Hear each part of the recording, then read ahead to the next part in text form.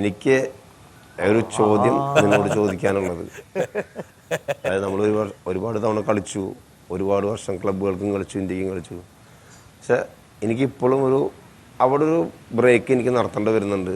2003 Afro Asian ഗെയിംസിന് ശേഷം ഒരു റിട്ടയർമെൻറ്റ് പ്രഖ്യാപിച്ചു. അത് സ്വന്തം ഇഷ്ടം കൊണ്ടാണോ അതോ വല്ല കോച്ചസ്മാർ ഇൻസിസ്റ്റ് ചെയ്തിട്ടാണോ?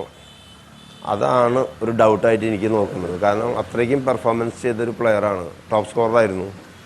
പക്ഷേ ആ സമയത്ത് എന്താണ് ആ റിട്ടയർമെൻറ്റ് പറഞ്ഞതിന് ശേഷം ഇന്ത്യൻ ടീമിൻ്റെ കളികൾ കാണുമ്പോൾ പിന്നെ എനിക്ക് കളിക്കാമായിരുന്നു എന്നൊരു തോന്നൽ വന്നിട്ടുണ്ടാകാമെന്ന് എനിക്ക് തോന്നുന്നു. അതിനെക്കുറിച്ച് വിജയൻ്റെ അഭിപ്രായം എന്താണ്? തോന്നലൊന്നുമല്ല, മൂപ്പരുടെ മനസ്സിലുള്ള നിലപാട് തന്നെയാണത്. അവൻ ഭയങ്കര സ്ട്രെയിറ്റ് ആണ്, അവനറിയാൻ കാര്യങ്ങൾ. കാരണം കൊല്ലം കുറേ ഞങ്ങൾ ഒരുമിച്ച് നടക്കണമല്ലോ. അവൻ്റെ അത് റിട്ടയർമെൻറ്റ് എന്ന് പറഞ്ഞിട്ടുണ്ടെങ്കിൽ സ്റ്റീഫൻ ഞാൻ ആഫ്രോ ഏഷ്യൻ ഗെയിംസിനാണ് ഞാൻ ഒരു ഷോർട്ട് പീരീഡ് മാത്രമേ സ്റ്റീഫൻ കോൺസ്റ്റാൻറ്റിൻ്റെ കൂടെ ഉണ്ടായിട്ടുള്ളൂ, കുറച്ച്. അപ്പോൾ ആഫ്രോ ഏഷ്യൻ ഗെയിംസിനാണ് ഞാൻ റിട്ടയർഡ് ചെയ്തത്. ആ ഫസ്റ്റ് കൊല്ലം നടത്തി നമ്മളന്ന്. ആ റിട്ടയർമെൻറ്റിൽ കോച്ചിൻ്റെ ഒരു പങ്കാളിത്തത്തെ കുറിച്ചാണ് ചോദിക്കുന്നത്. അതാണ് ചോദിച്ചത്, പറഞ്ഞത് കറക്റ്റാണ്. ആളെ തന്നെ പറഞ്ഞത് റിട്ടയർഡ് ചെയ്യാൻ പറഞ്ഞത്. റിട്ടയർമെൻറ്റ് നമ്മളെ മുകളിൽ അടിച്ചേൽപ്പിക്കുക ചെയ്ത്. അല്ല, എന്നോട് പറഞ്ഞു വിജയൻ എന്നോട് ഇങ്ങനെ പറഞ്ഞു, വിജയൻ ബെസ്റ്റ് ഒരു സമയമാണ് റിട്ടയർമെൻറ്റ് ചെയ്യാൻ. കാരണം ഫസ്റ്റ് ടൂർണമെൻറ്റ് ഇന്ത്യയിൽ ആഫ്രോ ഏഷ്യൻ ഗെയിംസ് അവിടെ ജോപ്പോൾ പറഞ്ഞ കറക്റ്റാണ്. കാരണം അവനെന്താ വിഷമം എന്ന് വെച്ചിട്ടുണ്ടെങ്കിൽ ആ റിട്ടയർമെൻറ്റ് മാച്ചിൽ ഞാനും ടോപ്പ് സ്കോറർ ആ ടൂർണമെൻറ്റിൽ. എന്നിട്ടാണ് ഞാൻ റിട്ടയർഡ് ചെയ്യുന്നത്. അപ്പോൾ അവൻ ഉദ്ദേശിച്ചത് നീയാണ് ഇതിൽ ടോപ്പ് സ്കോർ ഈ ടൂർണമെൻറ്റ് ആഫ്രോ ഏഷ്യൻ ഗെയിംസിൽ, നീ എന്തിനാണ് റിട്ടയർഡ് ചെയ്യണമെന്ന് ചോദിക്കുന്നത്. അതാണ് അവൻ ചോദിച്ചതിൻ്റെ അർത്ഥം. ഒരു പക്ഷേ കോച്ച് ഒരുക്കിയ ഒരു ചതിക്കുഴിയിൽ വിജയം പോയി പെഴുവാണ് ചെയ്ത്. പക്ഷേ എനിക്കതിൽ സന്തോഷമുള്ളൂ ചേട്ടാ. കാരണം എന്താണെന്ന് വെച്ചിട്ടുണ്ടെങ്കിൽ ഇപ്പോൾ ഞാൻ അവിടുന്ന് റിട്ടയർഡ് ചെയ്ത കാരണം നമുക്ക് ഇന്ത്യയിൽ പറയപ്പെടുന്നൊരു സ്ട്രൈക്കറിന് കിട്ടി, സുനിൽ ഛത്രീനാണ്. അപ്പോൾ ഞാൻ റിട്ടയർഡ് ചെയ്ത കാരണമാണ് ആളെന്നെ. പിന്നെ ഞാൻ എനിക്ക് എൻ്റെ ഒരു ആ സമയം വെച്ച് വേണമെങ്കിൽ എനിക്ക് 2-3 കൊല്ലം കൂടി ആ ഇന്ത്യൻ ടീമിൽ കണ്ടിന്യൂ ചെയ്ത് പോവാം.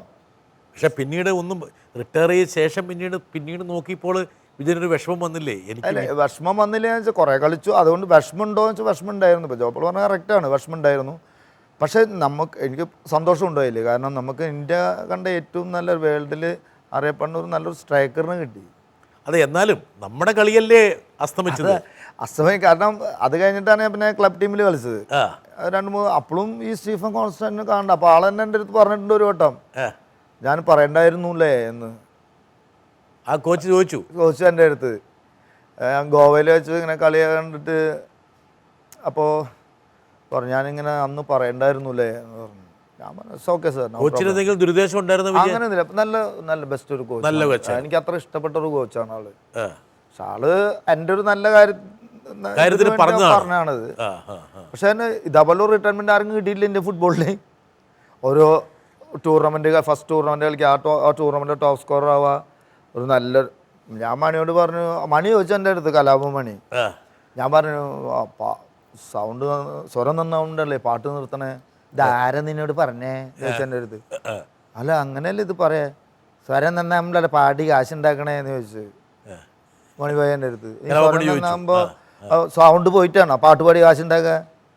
അപ്പോൾ സ്വരം നന്നാവുമ്പോൾ പാട്ട് നിർത്തണം എന്ന് പറഞ്ഞിട്ടൊരു ചൊല്ലുണ്ടല്ലോ. അപ്പോൾ ഞാൻ പറഞ്ഞു അങ്ങനെ പറഞ്ഞപ്പോൾ കളിക്കുമ്പോഴേടാ കാശുണ്ടാക്കുക എന്ന് പറഞ്ഞു. അവർ സ്വരം പോയിട്ട് പാട്ടിന് പാടി വല്ലവരും കാശ് തരുമോ എന്ന് ചോദിച്ചില്ലേ. അതേപോലെ കാലും കളിയുള്ളപ്പോൾ നിങ്ങൾ കളിക്കണ്ടേ എന്ന് പറഞ്ഞു. അപ്പോൾ റിട്ടയർഡ് ചെയ്തതിൻ്റെ കാര്യം പറഞ്ഞപ്പോൾ ഞാൻ പറഞ്ഞാണ്. അത് കലാഭമണിയുടെ വളരെ യഥാർത്ഥത്തിൽ വസ്തുതാപരമായൊരു പരാമർശമാണ്. ഇതൊക്കെ ആൾക്കാർ വെറുതെ ഭംഗിവാക്കായിട്ട് പറയും. നിങ്ങളെപ്പോലുള്ള നിഷ്കളങ്കരെ പോയിട്ട് തലവെച്ച് കൊടുക്കുകയും ചെയ്യുകയാണ്. അതിനുള്ള ബുദ്ധിയുള്ളൂ.